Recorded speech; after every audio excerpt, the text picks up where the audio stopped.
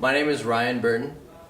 This is a book on the character Joseph of Arimathea.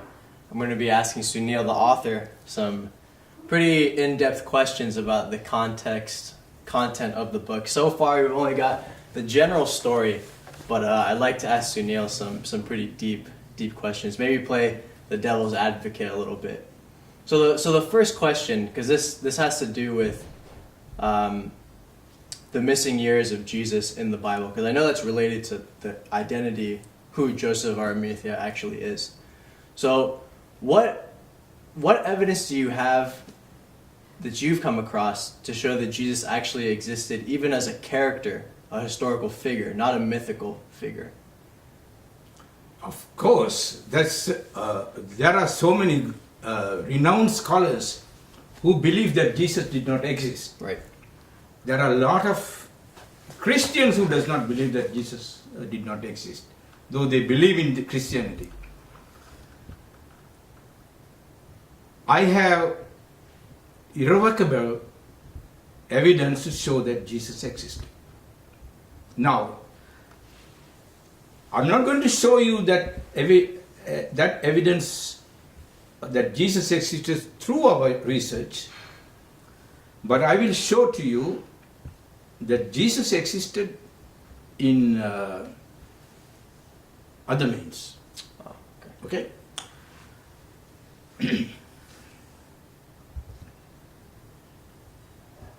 Roman history is documented very clearly. There is no doubt that the first emperor Augustus lived up till the 14th AD. And after that it was Tiberius, his son, adopted son. So there are evidences that the documentation of the Roman emperors who lived at the time are well documented. Okay? Right. Now, you might ask me, why so that the history of Jesus is not documented in the text of the Roman text? I'm sorry, why is it not documented? Yeah, why is it not documented? Because there were 5 important historians at the time: Philo, Josephus, Suetonius, Celsus, Strabo. who? Strabo. Strabo. It's just, like that at the time. There were contemporaries of Jesus who were Suetonius, who were contemporaries of Jesus who were like Josephus. How come they did not write about Jesus? Right? Now,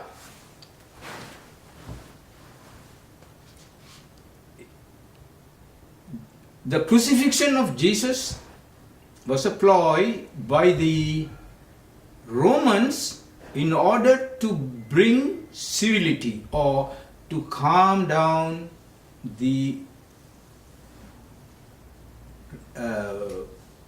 Jews who were against Christianity or against Jesus. So Jesus was hated by the Jews because Jesus preached a religion which was contradictory to the Jewish belief.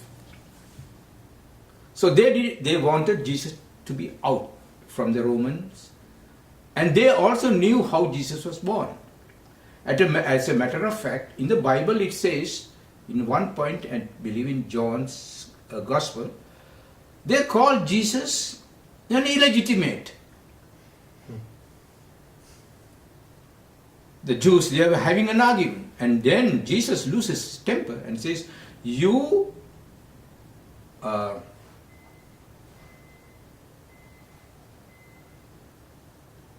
call them snakes, and you call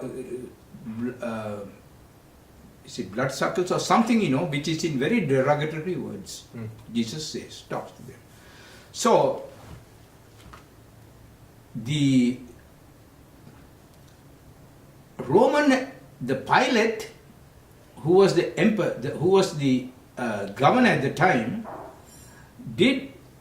was a friend of Joseph of Arimathea. Was close to Jesus. The Roman Empire was close to Jesus and was siding with Jesus. But when the crucifixion was made up in order to satisfy the needs, not the needs, the request from the Jews to crucify Jesus, to get rid of him, they actually made up this crucifixion in order to Pilate to fool the Jews. Okay, so two questions from this point. From what historical evidence or historian can prove the statement you just made about it being a ploy? Where the crucifixion being a ploy, what evidence historically do you have for that? Because in the Talmud, which is a Jewish holy book, Right. which says that Jesus was the son of a whore, like a prostitute. And then also it says that Jesus' father was Ben Panthera. Ben Panthera. Which means? Ben means son, Panthera, I don't know, it's a name. Right, okay. Okay. So then it talks about Jesus being there, that Jesus was there.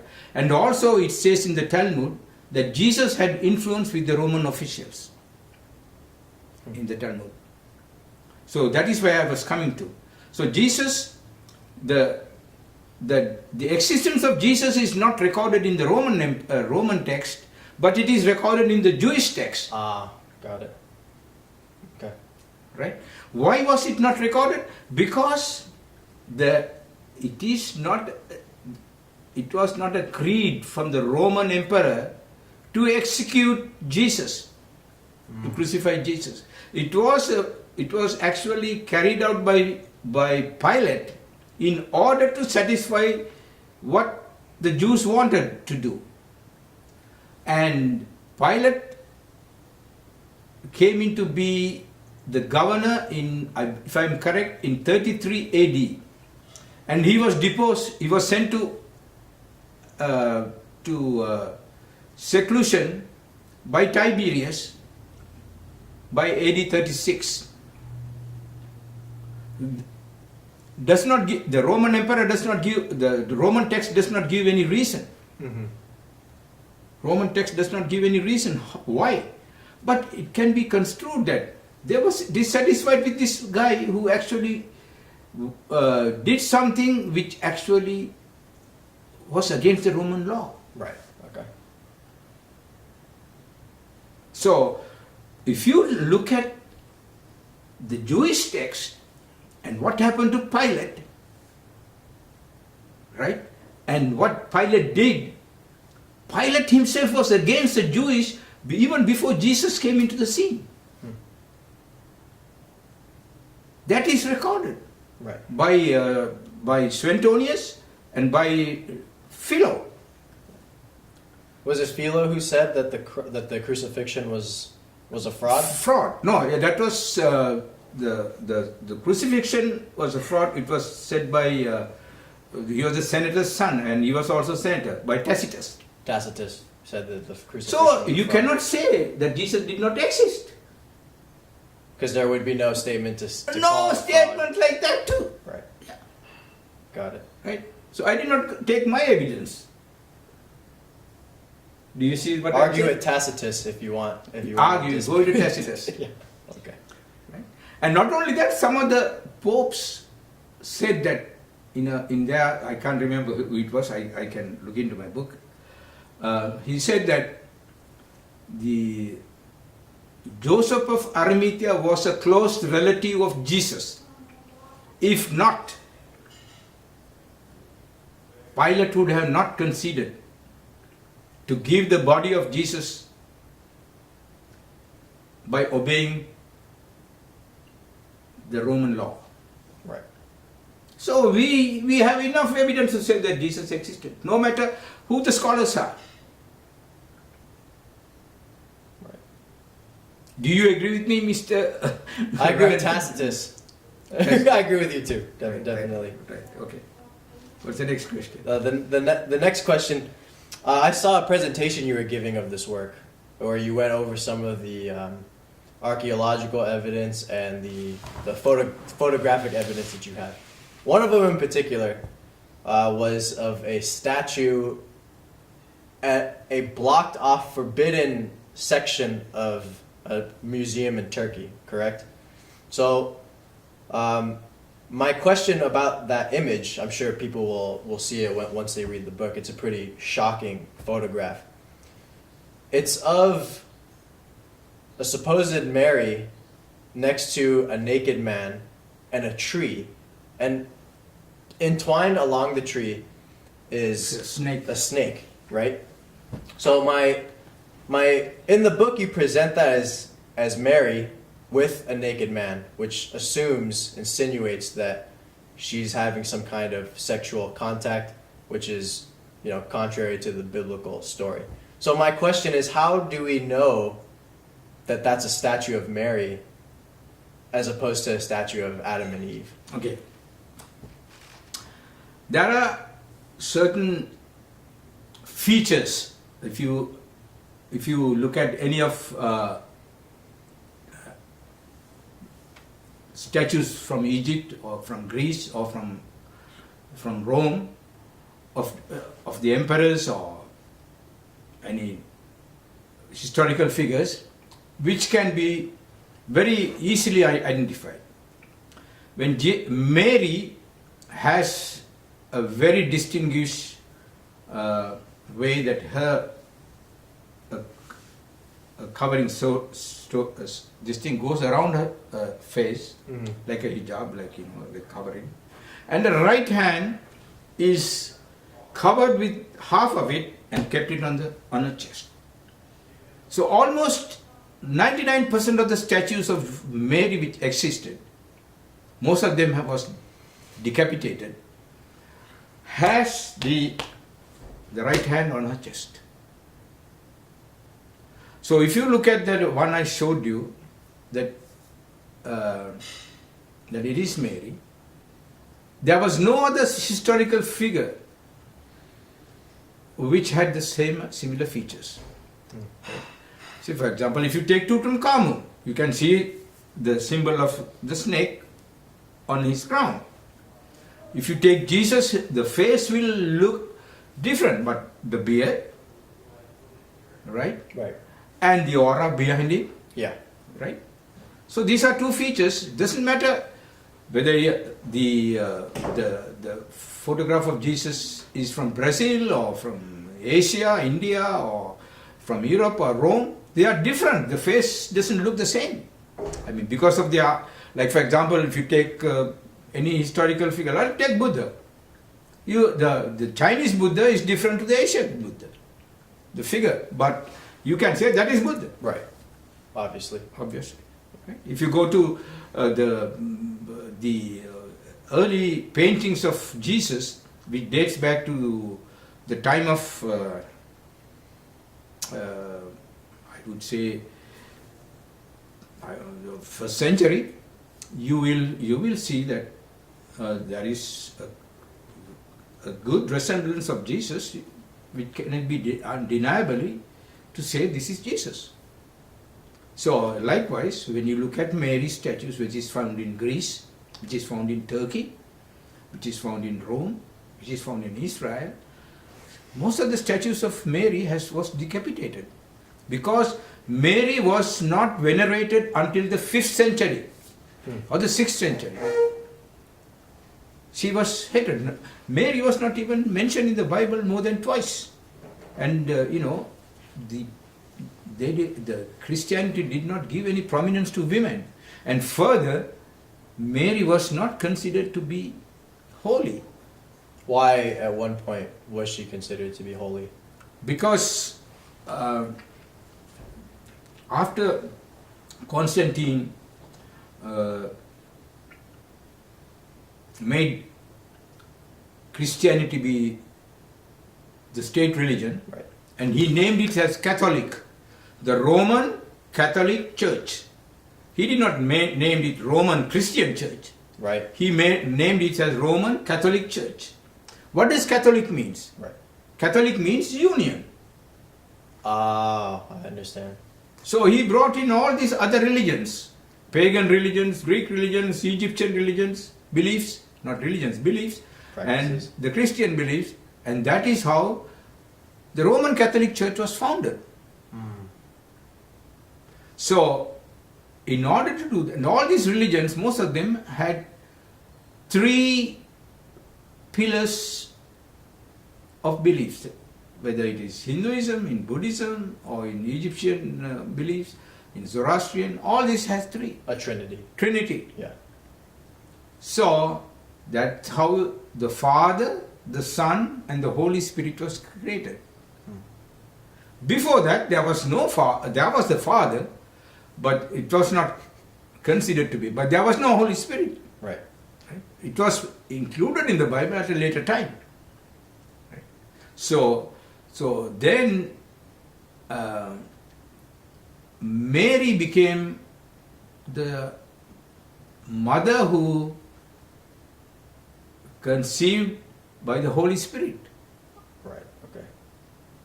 and thereby one of the popes or the bishops brought in this suggestion that she should be made holy. Because to an unholy person, the holy person cannot be conceived. Right. So that is why she was made. And there was a division, I think in the Council of Trent, I can't remember, but I believe it is from the Council of Trent, that this was brought up. And it was accepted, and those bishops who were was against Deification. yeah, they were actually they were sent to what do you call seclusion, Yeah. Exiled. exile. Yes. Wow.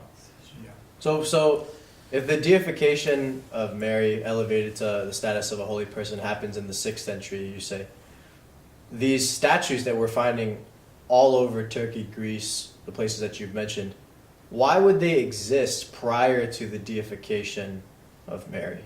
That is a very good question. Now I have tried to answer that. I asked the same question from Elaine. How come all these decapitated? Who made all these statues? Somebody who loved Mary, somebody who was powerful about Mary, Enough to have them made. had the means of doing it. Right. Who was so dear to Mary, who loved Mary. Who could it be other than the father of Jesus, who had the means, and you don't find Mary's statues decapitated in Northern America. You don't find in India. Wherever he was the king, there finds the statues which were decapitated. Where was he king? In Armenia, in Parthia, and in India. But at the time of India, there was no statues. But if you go to Armenia, if you go to Parthia, if you go to Turkey, Iran, they were all in one kingdom there, the Parthian kingdom. Wait. So you're trying to tell me that the reason there are statues of Mary prior to her deification turned into a holy figure by the Catholic Church is that she was married or in love with somebody who had the means. You're saying a king?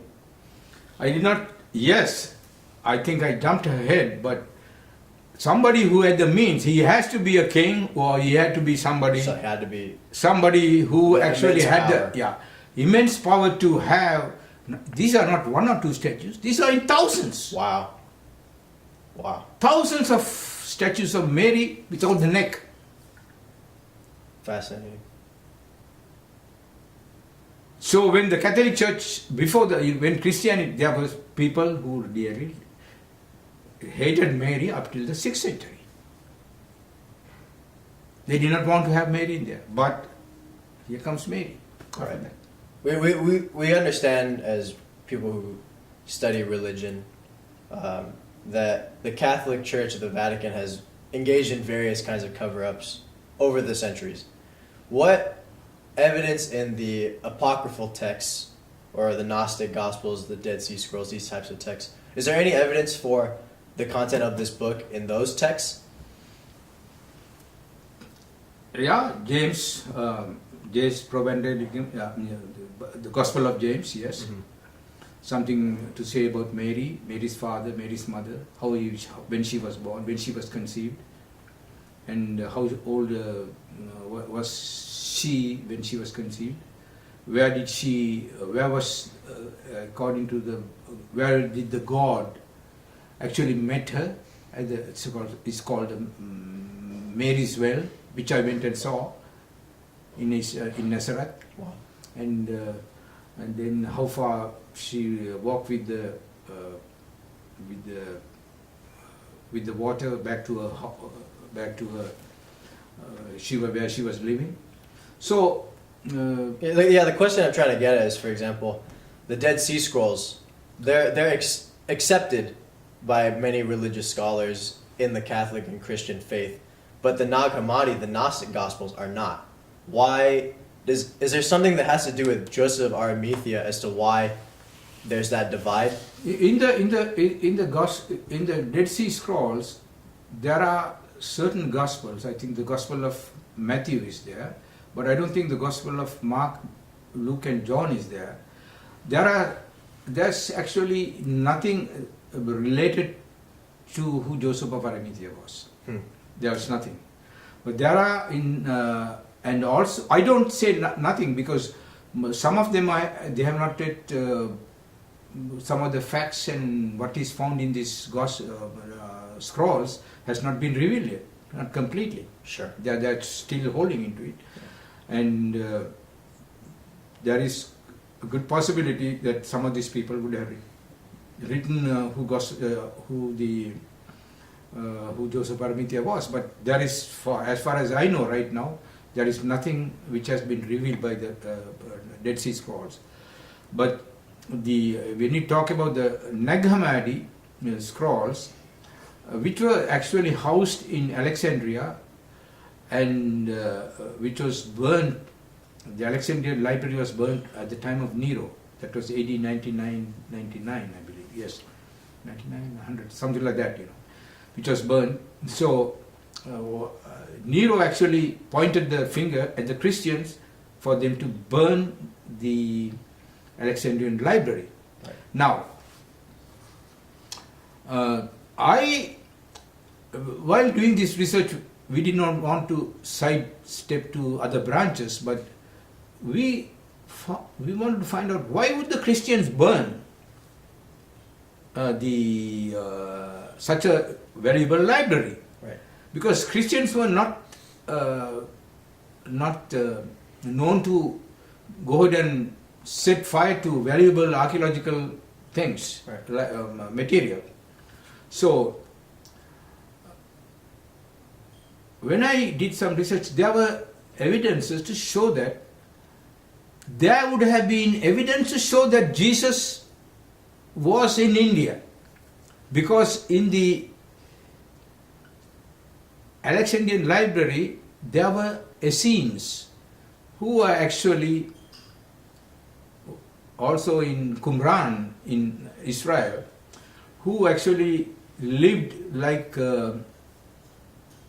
nomads? Not nomads, like I would say Buddhist saints. Oh, got it. They were wearing white clothes, they are vegetarian. Vegetarians in the West. Yes. And they say Joseph, what's his name, the cousin of Jesus, John the Baptist. Right. He was a vegetarian. Wow. Yes. And if you look at the baptism is a practice which was very alien to To the west. west. But you go today to India, It's to the still Ganges, practiced. they're still practicing. Wow. Okay. Do you agree with me? I totally agree. Yeah. People every year. Every year go to the Ganges to sin, to take out the wash sins, their wash the sins. sins. Right. I went there, I did myself to take off my sins for the fun of it. Right. Right? That is the belief. Right. Millions of Hindus. So there is all the evidence to say that there was these Essenes who had gone to India along the Silk Route, among with the traders. Adopted When they these came back, specific they adopted practices. their religion. And they were in Alexandria, and they were in Qumran in Jerusalem. And there is historical evidence for that. Wow. And there are temples, the Buddhist temples, they say they're in Mecca, along the Silk Road. And they are in Afghanistan. Afghanistan, yes, we know that. Yeah, so, like that, there were these places where they sing. So, these people would have known, hey, Jesus is in India. They would have written down. Right. And they thought, hey, this should not go because we are propagating, we are teaching a religion that says Jesus died on the cross, 33 AD. So that would be a reason. I don't have the evidence for that. I am actually connecting the dots. Right, inferences. Inference. I'm making some inference, yes. Wow. One final question. I know a lot of people seeing this on YouTube will probably be very interested in this. Do you believe from your research that there is a holy bloodline descending from Jesus Christ? Like we know the books by Clive, Dan Brown, Holy Blood, Holy Holy Grail, yes. Is there any substance to those works that you found in your line of research? Is there actually a bloodline that maybe these groups like the Templars and these other societies, is there any substantiation of their claims? I know for a fact there's a bloodline of the Templars in England, in Scotland, and in France. Wow. But that's related to Jesus Christ? Yeah. Templar, I don't know whether they are related to Jesus Christ, but it is said that in the Holy Blood, Holy Grail, and also in the Da Vinci Code, and there are relatives which belongs to Jesus living today in Scotland, and some in France. Wow. But how you can trace, I have no idea. Sure. I have no idea. But if I want to go into answering that question, I spent 10 or 12 days with a family who was related to the Templar, the founder of the Templar, Hughes de Paynes, Right. in Troyes, in France. As a matter of fact, Elaine spent maybe 2 weeks, I think in the number of days she spent there, I have mentioned it, with them, and that is what actually interested her, because she saw documents which was written by the Templar, showed that the Magi who came to visit Jesus was related to Jesus. Wow.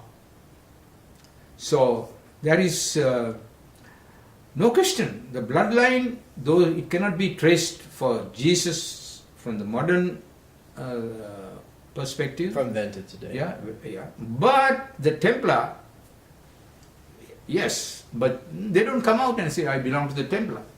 Right. Of course not. But Anna Paynes and his daughter and his son-in-law, through these years, told me and showed me documents and showed me even the shields, the swords and artifacts, and which was once belonging to the Templar. You had a conversation with a descendant of Yes. the pain Yes. in this book. Yes, And in this book. And they pointed you in the right direction Exactly. as to who Exactly. Joseph of Arimathea is. Wow. So not only they are the people who actually directed even Elaine Oh. Right. to do the direction. That is what, there's a one person. But we had a connection even in the Vatican, which I don't want to mention it right now. Right. Okay. But Anna Penis